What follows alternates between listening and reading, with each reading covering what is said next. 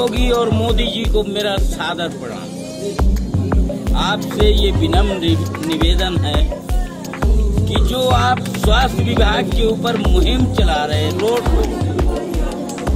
वो आपकी सारी की सारी व्यवस्थाएं ध्वस्त पड़ी है। खुद को बेच के हम अपनी लड़की को बचाते।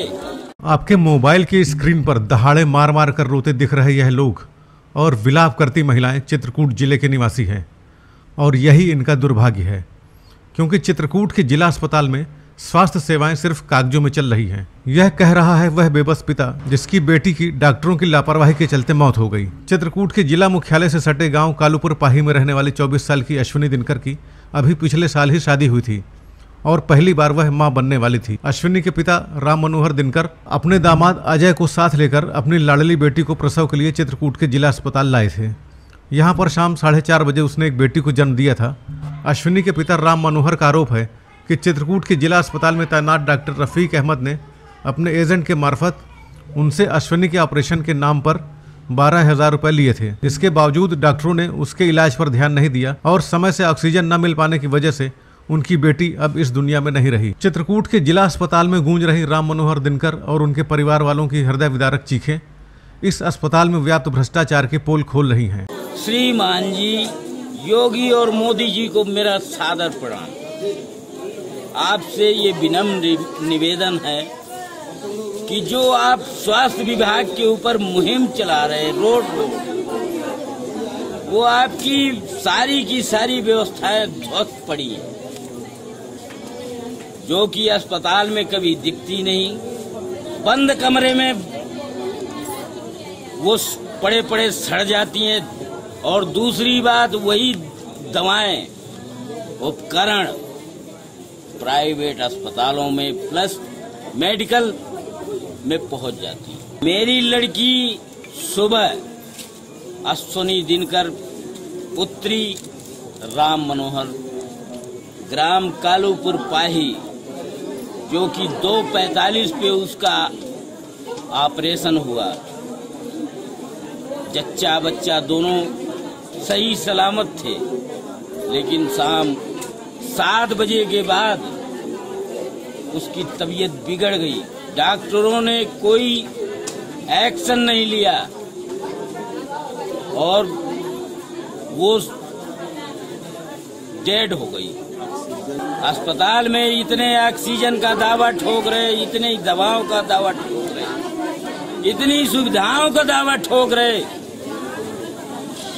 वो यूपी का पहला अस्पताल है जो सबसे बड़ा है, उस अस्पताल में ये सारी सुविधाएं नहीं है, तो हम छोटे अस्पतालों की सुविधाएं क्या समझे। डॉक्टर कोई जवाब नहीं दिए। अगर डॉक्टर बता दिए होते कि आपकी लड़की की तबीयत सीरियस हो रही है तो हम दूसरी अस्पताल ले जाते, कोई प्राइवेट अस्पताल। खुद को बेच के हम अपनी लड़की को बचाते। क्या यही सारी सुविधाएं हैं स्वास्थ्य विभाग की?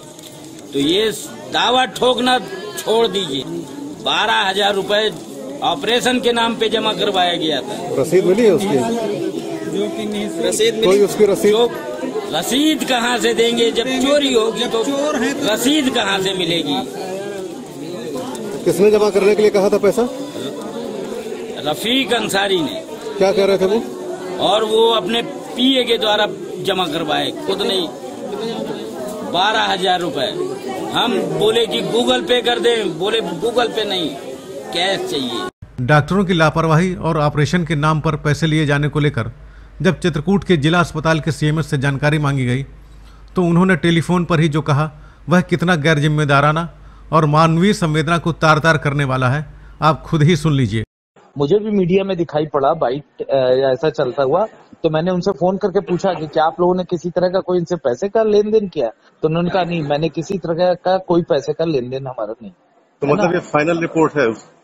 नहीं, फाइनल का मतलब मैं जो उन्होंने बताया नहीं। तो आप मुझे ये तो आप बेहतर है डॉक्टर रफीक से पूछे फोन करके। नहीं भाई हाँ, तो मैंने तो अपना हाँ तो मैंने अपना स्टेटमेंट दे दिया। नहीं, वीडियो स्टेटमेंट अभी बिल्कुल एसपी साहब ने भी कहा है कि नहीं अभी नीचे न उतरे, कानून व्यवस्था बहुत उनके परिजन आक्रोशित हैं, तो नहीं आप कल ले लीजिए वीडियो स्टेटमेंट। उत्तर प्रदेश के उप मुख्यमंत्री वह स्वास्थ्य मंत्री का दायित्व संभाल रहे ब्रजेश पाठक ने हाल ही में चित्रकूट के जिला अस्पताल का दौरा किया था और डॉक्टरों को जिम्मेदारी से काम करने की चेतावनी दी थी, लेकिन इस सब के बावजूद नतीजा जीरो ही नजर आ रहा है। लापरवाह और घूसखोर डॉक्टरों की वजह से लोग अपने प्रियजनों की मौत पर बिलखने को मजबूर हैं। मृतक युवती के पति अजय का कहना है कि उन लोगों ने डॉक्टर के गुर्गे को 9,000 रुपये दे दिए थे, लेकिन उसके बाद भी जानबूझकर ऑपरेशन में देरी की गई। ऑक्सीजन की कमी होने पर उसे समय से ऑक्सीजन नहीं लगाई गई, जिसकी वजह से अश्विनी की मौत हो गई।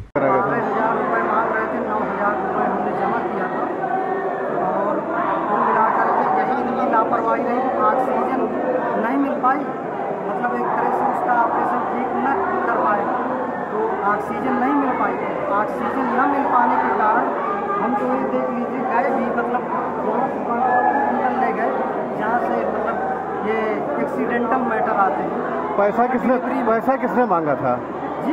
पैसा कौन मांग रहा था? पैसा उनका जो है कोई पीए था। किनका? डॉक्टर रफीक अंसारी जी।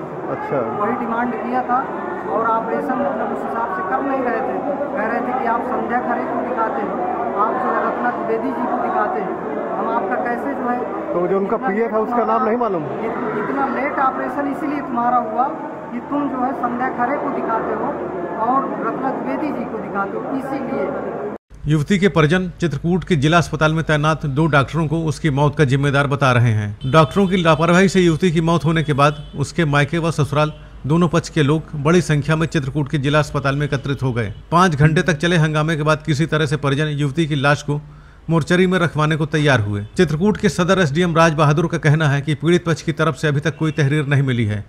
तहरीर मिलते ही उसके आधार पर आवश्यक कार्रवाई की जाएगी। नहीं, अभी तो तहरीर दें, उसके वे आरोप पता चलेगी, तो तहरीर देंगे, अभी तहरीर दी नहीं है।